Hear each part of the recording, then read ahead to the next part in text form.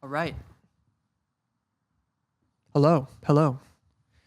Um, let's see here. So, I wanted to hop on really quick and make this video. I'm feeling kind of inspired. After a conversation I just had today with a friend about, so much going on in the world, so much happening, so much craziness. So, there is that. But at the same time, I hope this conversation I had kind of makes itself useful to you. That's why I'm making this video. So the conversation was more or less about readiness. Readiness, just in terms of we were talking about how does an adult know when they're an adult, you know? So I was kind of getting into a lot of different rites of passage that different cultures have, like the bar mitzvah, bat mitzvah, quinceañera. A lot of indigenous tribes and people have different rites of passage for young men and young women to go into adulthood. And our culture largely doesn't have that. And it's very evident, especially for young men. I feel like it's, it's kind of a mess. We really, in the last, few hundred years as a Western culture, divorced ourselves from ritual. I was raised Catholic. I was an altar boy. I'm not confirmed though, but to me, that's all that Catholicism is just ritual. And, when you get your first communion, you have to go to classes for months just to figure out what first communion is and the importance of it. And then what you do when you approach taking communion and the meaning behind it, all of that good stuff. And then finally you have the ceremony and you do it. So yeah, there were little nuggets I've had as a human being, just throughout my life that were very ritualistic and I didn't know it at the time, but very enriching, very helpful to me to understand reality, because really all ritual is an externalization of what's happening inside, chemically, psychologically, hormonally, physiologically. We are becoming adults, or I am becoming an adult, 26 years old. Supposedly, when my brain turned 25, the brain crystallized or something like that. You reach kind of a plateau in brain development. Your brain becomes less plastic or something like that. For everyone. So anyway, that's the thing that's happening inside. I would have no idea of knowing that. Maybe it's just a feeling I have in day-to-day life, but in order to honor that part of yourself, literally a part of yourself that's inside of you, your brain, it's really helpful to have a ritual that's externalized in the material world outside of you, in order for you to learn about what's happening to yourself, where you were before, having closure from, at least with adulthood, I was a child and now I'm going into adulthood. Taking time, taking space to kind of understand who childhood you is. And really all adulthood is, it's not a murdering of the child. It is the child in you is the foundation for adulthood. you need the child in you. We need our inner children. And if we ignore them, like, trust me, like they ask for attention, you know? We have to continually nurture our inner children.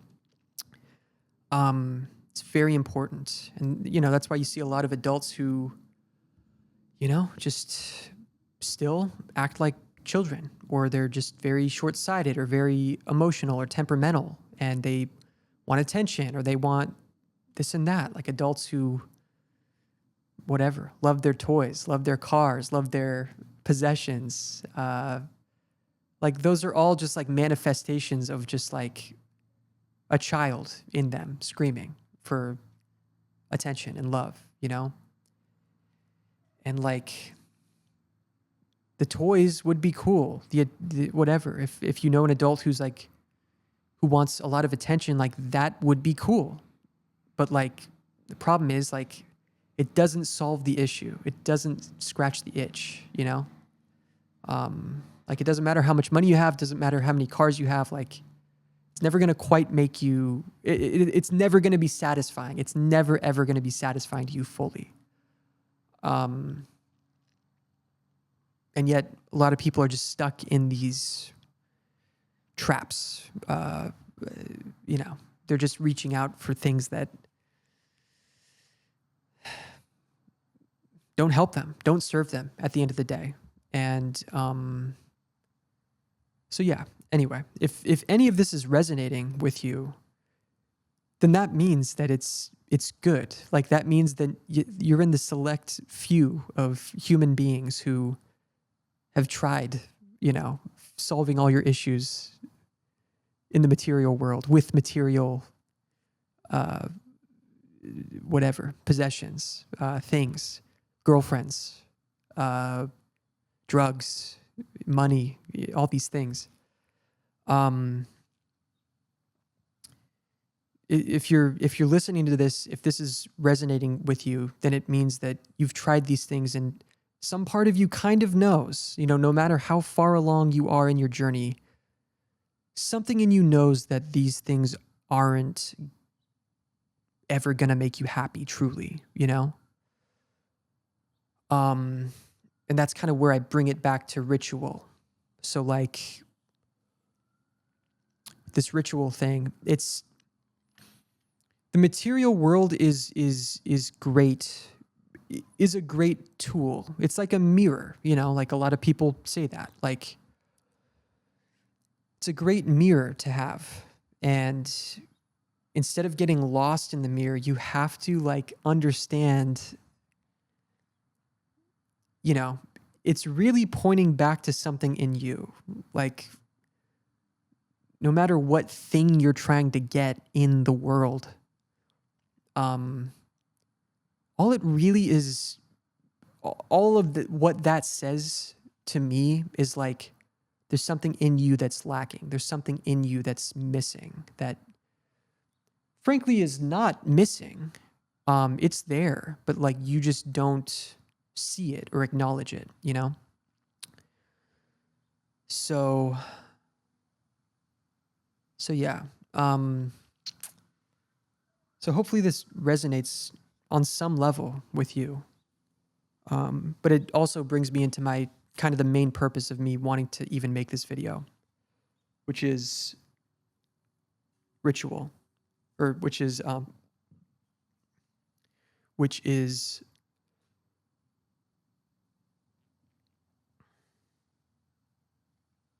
readiness. Like honestly, I hope this video finds you and this is your message to initiate yourself into adulthood, especially if you're a young man. Our culture is not set up for us to, our culture doesn't reward us in being like adult, mature human beings.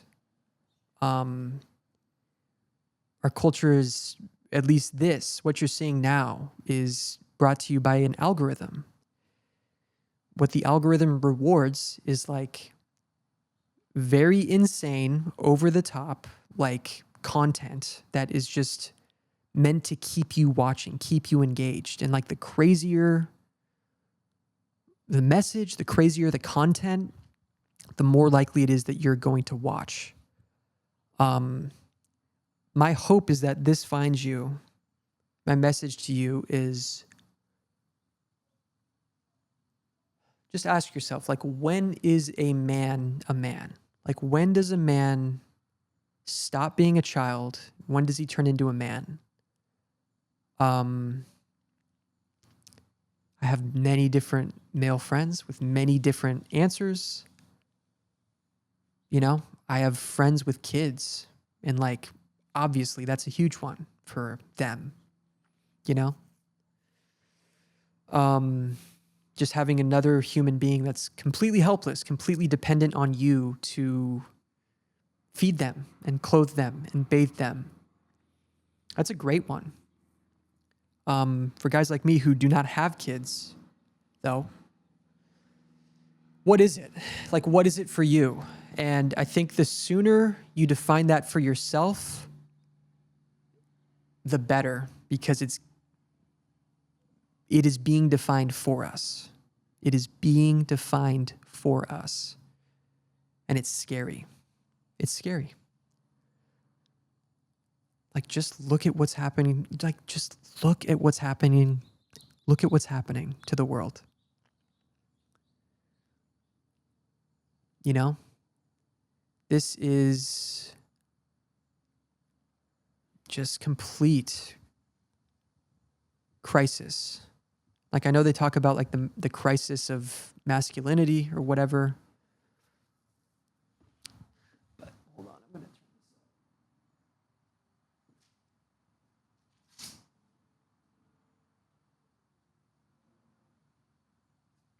There we go. Okay. Anyway, just look at the world right now. Look at the state of the world. Look at the state we're in. And tell me that, like,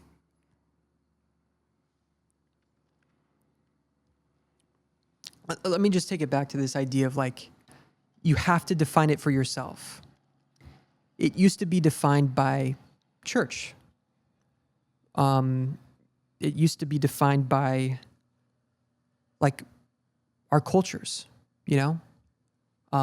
There's a lot of like old country, like European cultures, like think like Vikings or something like that, where, you know, the young men would have to do certain things, perform certain rituals, undergo certain rites of passage in order for the rest of the town to consider them a man. Yeah, there's all sorts of great like Joseph Campbell videos about this as well that I've just been obsessed with. But I think that's step one. I think we have to define it for ourselves, and then you have to perform it. You have to do it. You have to go for it. My rite of passage into adulthood was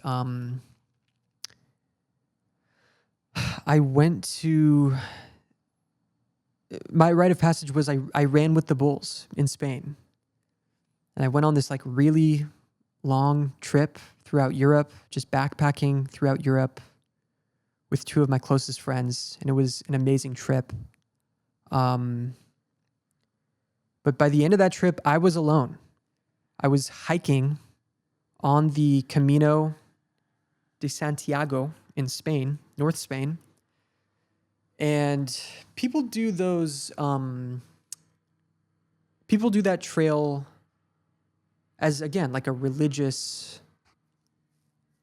pilgrimage. It originally was like a religious pilgrimage from like 1,000 years ago, since medieval times. And it's still going today. A lot of people do it, you know, you don't have to be Catholic, and a lot of like just regular old secular people do it. And it's just beautiful. And it's exactly what I'm trying to talk about here, which is like, it's a ritual in and of itself. It is you beginning a really long trail across like the north of Spain, continuing on that trail, and you leave the person behind who you were starting that trail, and you transform into a new person by the end of it. Ritual is, it's just it's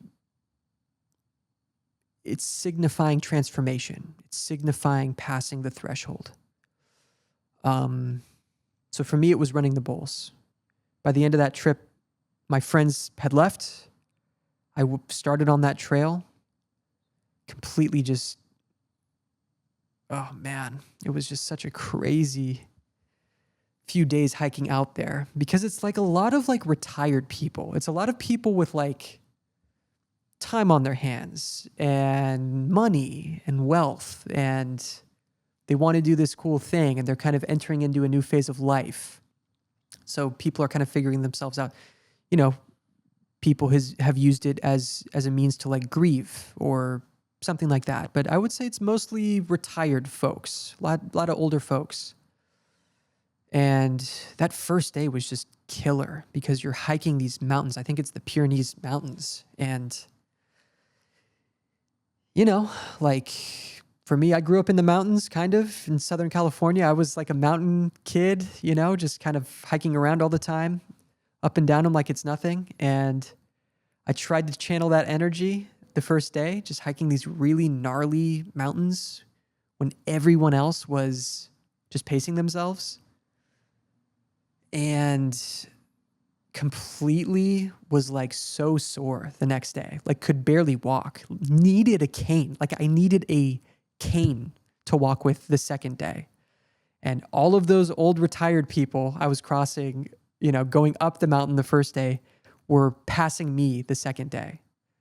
So that was kind of like a humbling little tidbit from like the first part of that trip, you know? I think that third day, again, it was just like a nice hike. It was very beautiful those first 4 days. And then by the fourth day, you get into Pamplona, which is the city where they do running with the bulls. And I was there in early July. I was gonna end up in Pamplona from the trail, like the first day, the very first day of running with the bulls, which the city was just crazy. Like they were saying it's like a college town, which just had its own fun vibe about it. So it's just like a lot of young college kids. I had like just graduated school at that point. So like I still had that in me. And, yeah, so I get to Pamplona, and, you know, I don't know anyone. Like I just kind of walked in with people, on the trail, and like I met like a couple guys that were on the Camino that were also gonna do running with the bulls. And so I kind of got with some of these guys, I think from the trail. And the night before, the night we got there, we were just kind of like going around the city, like kind of scoping out the trail and like, or I guess the path that the bulls run down. And like you have to understand, like I was so sore, I could barely walk from this trail. So it's like the first day on the trail, whatever, became super sore from hiking the mountains. And then I had to hike 3 additional days on top of that, like probably 14 or 15 miles a day, like through the hills. So like my body had no time to just rest. My legs had no time to rest at all.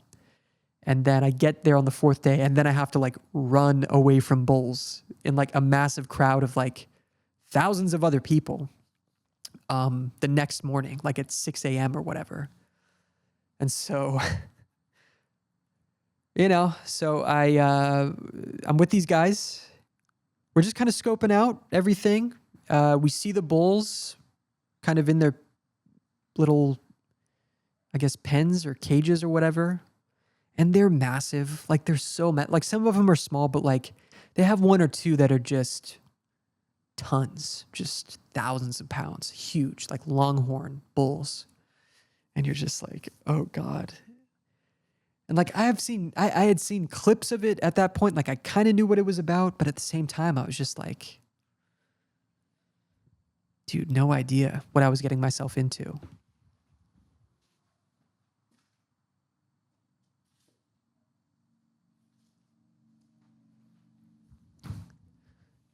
And so yeah.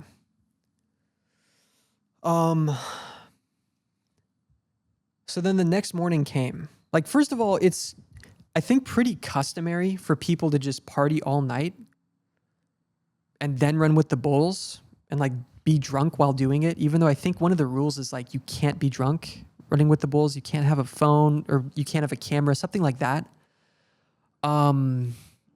So like, yeah. For me, I was just so exhausted. I was so tired that like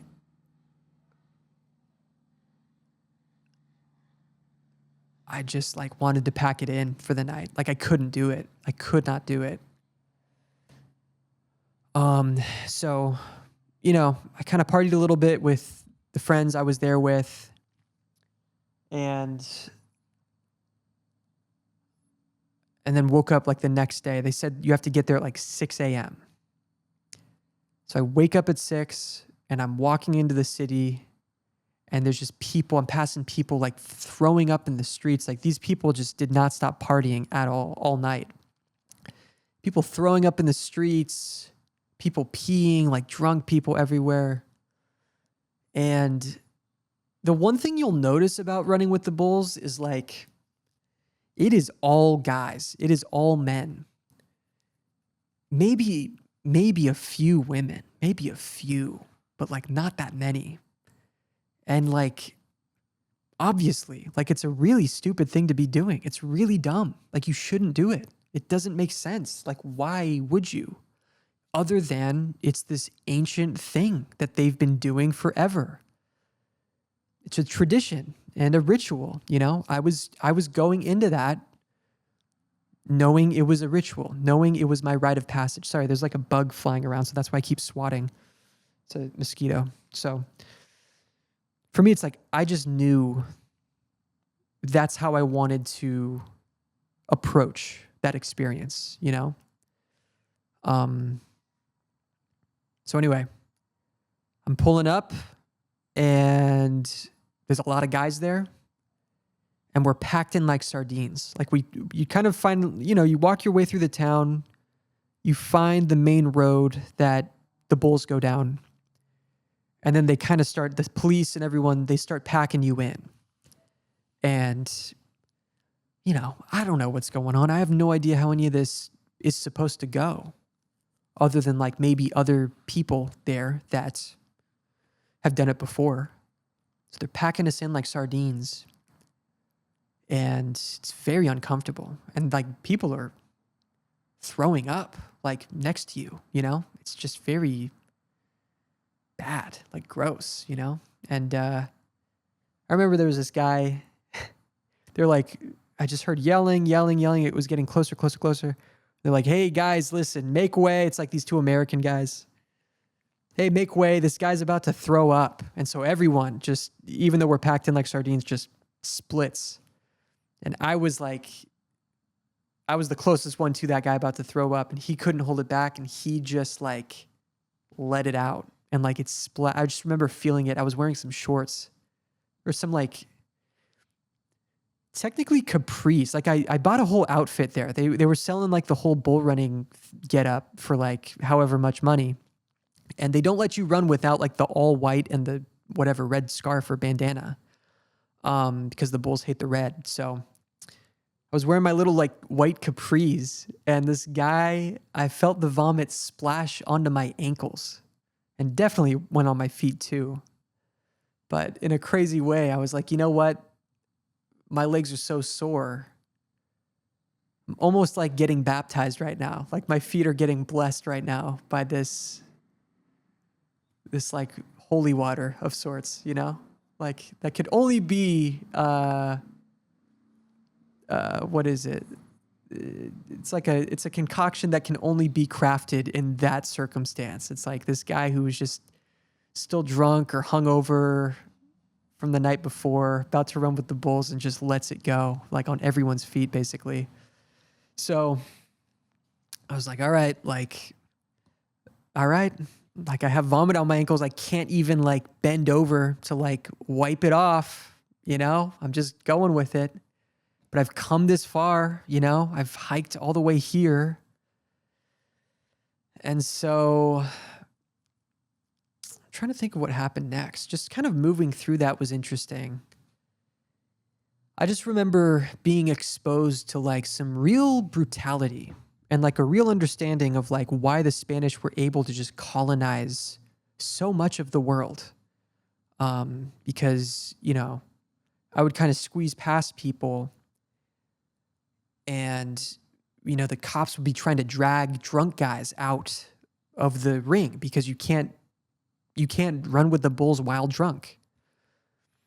And this one guy was just he was just hanging on. And I just remember this cop, like, this guy was bent over and this cop had him in a headlock and like his back was here and cop was just beating his back, like didn't stop, you know? And then finally he dragged the guy out. And I was just like, holy crap. Like these are intense vibes, you know? These are like some real masculine energy just happening, you know? And like to me, the fact that my container for that whole experience was, this is my rite of passage. Like after I run with these bulls, I will be a man, you know? A big part of it was like, I was 24. I was going to turn 25 in the next couple months. You know, physiologically, my brain at 25, all of our brains, like I said earlier,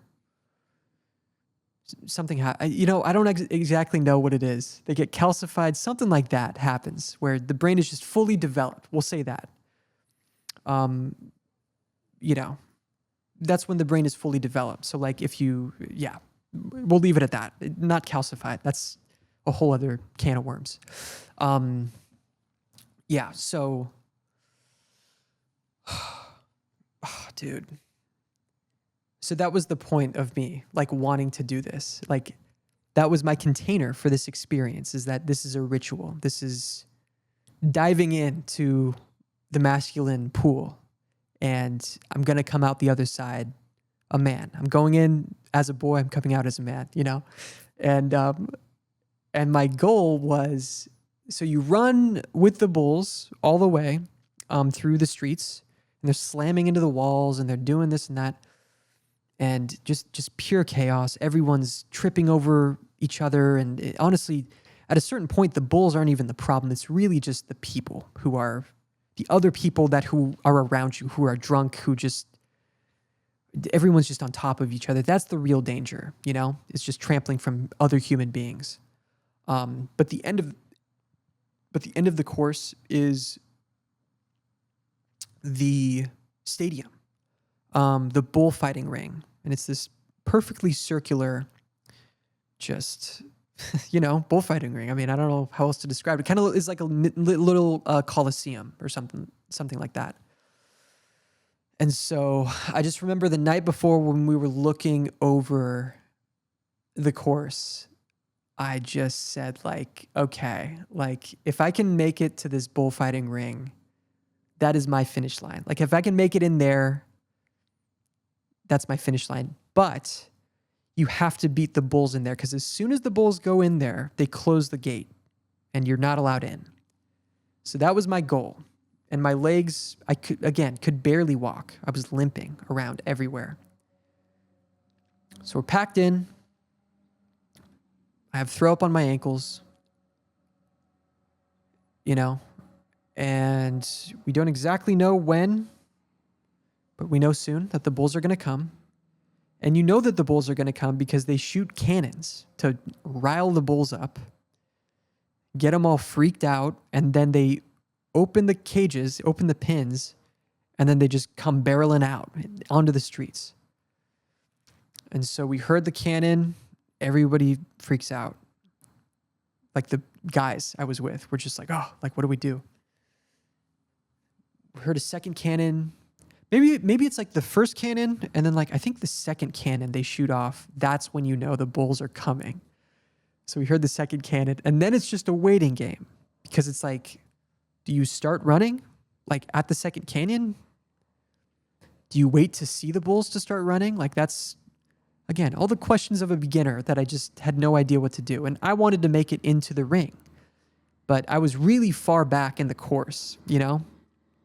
So as soon as I heard that second cannon, I started running, because I was like, they're going to catch up to me, I know, but like, I got to make it inside this ring. So I start running, and it just felt like this. It was definitely scary. It was definitely one of the scarier,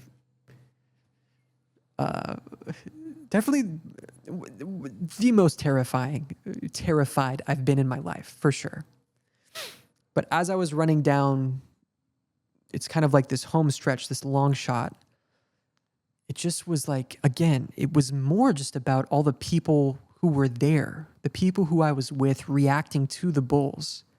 Because you're with guys down in the street, but then there's also people in apartments on their balconies, like looking down on you as you're running.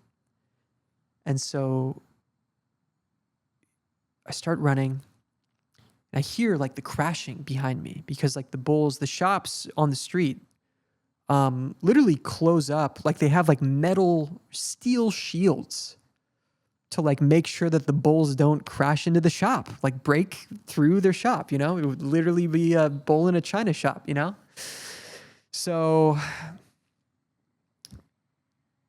I start to hear the crashing of like the bulls smacking into the storefronts, and it's like sounding pretty close, you know? And I'm like, oh shoot. So I'm booking it. And I hear these people up on the balconies, like getting more and more like screaming, like women, like screaming, like, you know, how they do, out of excitement, out of fear, out of like, oh my God, like that guy just got gored or whatever. And all these sounds just happening, just of horror, of like pure horror, that we all brought this on ourselves. We do this. Why do we do this as human beings? Why do we want this? But I'm like locked in, and I have to make it to the ring. So I'm running down, I'm jumping over guys. Another big thing they say is like, if you trip, just like lay on the floor and like make yourself into like, protect your neck, lay flat, protect your neck. And so there's a lot of guys who have tripped, who I'm jumping over, jumping around. A lot of the locals I think find it fun to just like mess with the tourists who are there. So like there's a lot of people like saying, oh, like stop running, like jumping in front of me, like, oh, stop running. And so it's like, you got to get past those people. It's like, I'm going to the ring. Like, I don't care what you say. And there's a certain point where like the clamor kind of stopped. The screaming kind of stopped. And you look over and there's like the bulls that are running past, you know? And I got pretty much from me to the camera, so that's about like maybe 3-4 feet, close to one. I know it's a tradition to kind of run alongside them and touch them as they're running, which is like, I wanted to do that, but there was also like a lot of lore about the, like the locals. Like if they see you doing certain stuff, they're just going to like kick your ass, you know? And I saw a lot of that. Like, honestly, I saw a lot of like locals like pushing the tourists around and like punching people and like stuff like that. So it's like, I just didn't want to get into more trouble than I needed to, you know, running from bulls. So anyway, so I'm running. The bulls are next to me, and I'm kind of like, oh shoot, like they're beating me to the ring. Like I got to make it to the ring. So I'm going as fast as I can. And I finally make it into the ring. And I just remember running. Once you get into the ring, the bulls go through the ring all the way. The people stay in the middle of the ring. And I just remember entering that ring and entering this like coliseum full of people. again, like 7 in the morning, just letting out this crazy scream of like primal scream of just like relief. And like I had made it this far. Like I'd been traveling for like a month and a half at this point, like so homesick, so miserable at times. Like I got really sick, just all of that just in one scream. And so much so, like such a horrifying, like rebel yell that like a lot of guys like turned around and like looked at me kind of confused. Like, dude, it's over. Like you don't need to, it's all good, you know? So anyway, so I'm in the ring. So I'm like, great, it's over. And then all of a sudden they close the ring and then they release the bulls in the ring. So then we're all like grouped up, just running from the bulls and this and that. And I saw people trying to jump over and like locals pushing them back down, punching them, cops like not letting you leave the ring because the only way you can leave is if you hop over. And so I was like, oh shoot, like I'm stuck here. I'm here now. So I think I lasted maybe 20 minutes just kind of running from the bulls and, you know, in the ring and stuff like that. And finally, I think they kind of let up a little bit about letting people jump over. And yeah, so that was my experience. And like after the fact, it's just like, it's a great story. It's like one of my favorite stories that I have. I'm super proud of myself that I did all that and like went through all of that. But like, that's a rite of passage, you know? I was a different person coming out of that experience fundamentally. And so I'm not saying you have to go run with the bulls. I'm not saying you have to whatever. Go. That's just more my style. Like it sounded like fun. I'm always one for adventure. I love travel. I love experiencing like different things. But yeah, I tell you that story to just kind of like nudge you in that direction. I mean, it's not going to happen like tomorrow, but like I guarantee you, like if you're at a point right now where you feel a little stuck, you don't exactly know how to proceed with your life, especially for younger men, it is worth it to put out there. Just ask like yourself, ask the universe, whatever, God. Ask like, what more is there for me? Like, what more is there for me to do? Am I an adult? Am I a mature adult who can like manage myself, you know?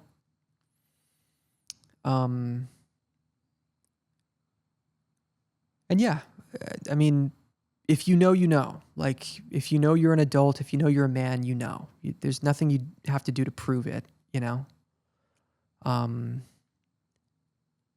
been there too, man. Like, I've been there too, in the very immature masculine energy where I'm kind of just putting other people down.